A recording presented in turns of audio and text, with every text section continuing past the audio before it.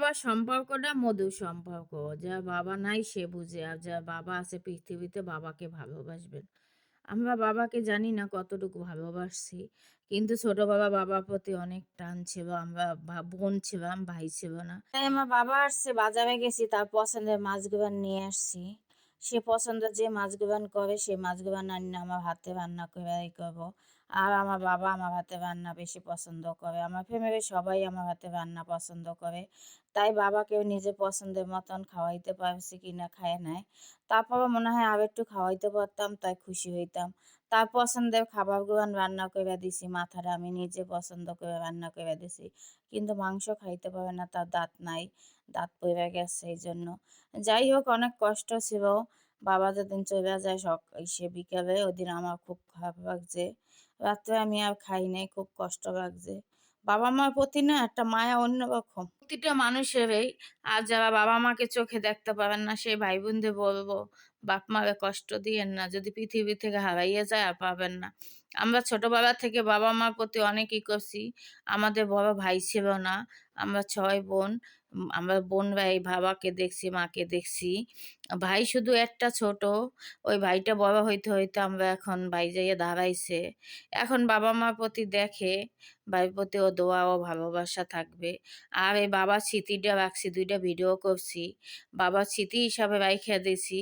যদি কোনোদিন আমাদের মাঝ থেকে হারাইয়া যায়, মাঝে থেকে আমরা ভাই-বোনে দেখতে পারবো বাবাকে। সেইজন্য একটা ভিডিও করলাম। আর বাবার ছবি আছে অল্প, আমার কাছে বেশি নাই। আর সাথে আমার এটা আমার ভাইয়ের মেয়ে, ছোট ভাইয়ের মেয়ে। আমার টুকটুকি পাখি বেড়াইতে আসছে ফুপির বাসায়। তারপর বাবা চইলা যাওয়ার পরে মন অনেক খারাপ। সকালে নাস্তাও খাই নাই। ওইটা রাইস কুকারে খিচুড়ি বসাই দিছি। মাংস ছিল ওইটা দিয়া হাতে মাখাইয়া। যেহেতু গ্যাস ছিল না। অনেক খারাপ লাগছে। যদি আরো রাখতে পারতাম, আরো খাওয়াইতে পারতাম, ধারে রাইখা যত্ন করতে পারতাম। এই কষ্টটাই মনে। আসলে কি আমরা কর্ম কইরা খাই তো বাপ-মারে কাছে রাখতে পারি না। বাবার পিছনে একজন এখন শ্রম দিতে হয়। দেশে থাকে, চইলা যাইবে। আমার আরেকটা বোনের বাসায় চইলা গেছে। তার বাসায় আছে, সব বোনের বাসায়। যাক আল্লাহ আমার বাবাকে সুস্থ রাখুক, নেক হায়াত দেউক। তাকে দেখে আমার অনেক খারাপ লাগছে এই যে আমাদের খাবার। আমরা ৪টা বাজে আমার মনের কষ্টে খারাপ লাগছে। তারপর খাইছি। আমি ২ দিন ছুটি ছিল। যাই হোক আমার বাবাকে একটু সময় দিছি, একটু রান্না করে খাওয়াইছি। জানি না সে খুশি হইছে কিনা।